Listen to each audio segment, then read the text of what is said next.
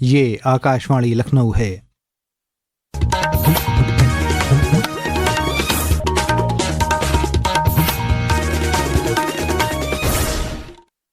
علاقائی خبروں کے ساتھ میں عامر حسین صدیقی۔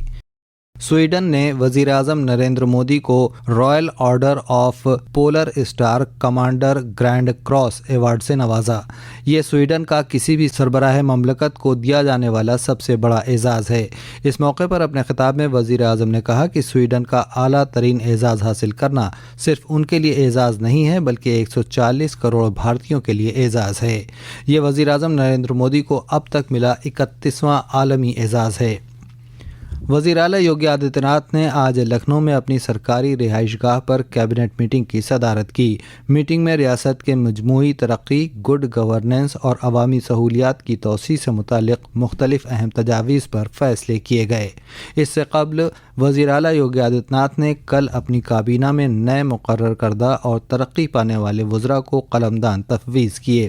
نئے مقرر کردہ وزراء میں سابق بی جے پی ریاستی صدر بھوپیندر چودھری کو micro, small and medium enterprises MSME کا محکمہ سونپا گیا ہے۔ منوج کمار پانڈے کو خوراک اور شہری سپلائی کا محکمہ دیا گیا۔ اجیت پال سنگھ، جنہیں کابینہ میں توسیع کے دوران وزیر مملکت کے عہدے پر ترقی دی گئی ہے، انہیں food safety and drug administration department کے ساتھ ساتھ پولیٹیکل پینشن ڈپارٹمنٹ کی ذمہ داری دی گئی ہے۔ سومیندر تومر کو ملٹری ویلفیئر اور صوبائی ڈیفنس فورس کے محکمے کا چارج دیا گیا ہے۔ 4 نئے مقرر کردہ وزرائے مملکت کو بھی قلمدان دیے گئے۔ کرشنا پاسوان کو حیوانات اور دودھ کی ترقی کا محکمہ، سریندر دلیر کو ریونیو کا محکمہ، ہنس راج وشوکرما کو چھوٹے اور درمیانی درجے کے کاروباری اداروں کی وزارت اور کیلاش راجپوت کو توانائی اور اضافی توانائی کے ذرائع کا محکمہ سونپا گیا۔ وزیر اعلیٰ یوگی آدتیہ ناتھ نے کل لکھنؤ میں بیسک ایجوکیشن ڈپارٹمنٹ کے ذریعے منعقدہ انسٹرکٹر اعزازی تقریب اور چیک تقسیم پروگرام میں شرکت کی۔ اس تقریب کا انعقاد تعلیمی سال 2026-27 میں سمگر شکشا ابھیان کے تحت 24,717 پارٹ ٹائم انسٹرکٹرز کے اعزازیہ کو 9,000 سے 17,000 روپے ماہانہ کرنے کے لیے کیا گیا تھا۔ اس موقع پر وزیر اعلیٰ نے کہا کہ اعزازیہ میں اضافے کے ساتھ ساتھ ریاستی حکومت اساتذہ کو 5 لاکھ روپے تک کے ہیلتھ انشورنس کور کا فائدہ فراہم کرنے جا رہی ہے۔ انہوں نے کہا کہ حکومت کا ارادہ ہے کہ ہر بچہ تعلیم حاصل کرے تاکہ ترقی یافتہ بھارت کا عزم پورا ہو سکے۔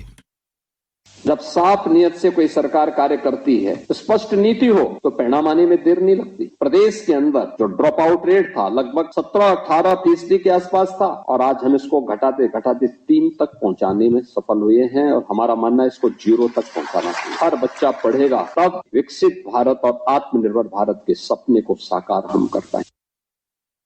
لکھیم پور کھیری ضلع میں آج صبح ہوئے ایک دردناک سڑک حادثے میں کم از کم 9 افراد جاں بحق ہو گئے۔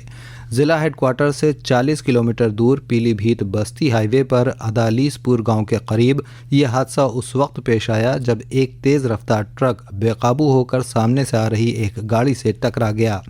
پولیس نے موقع پر پہنچ کر راحت اور بچاؤ کام شروع کر دیا۔ وزیر اعلیٰ یوگی آدتیہ ناتھ نے حادثے پر شدید رنج کا اظہار کیا ہے۔ ایک سوشل میڈیا پوسٹ میں انہوں نے کہا کہ لکھیم پور کھیری ضلع میں پیش آنے والے سڑک حادثے میں جانی نقصان انتہائی افسوسناک اور دل دہلا دینے والا ہے۔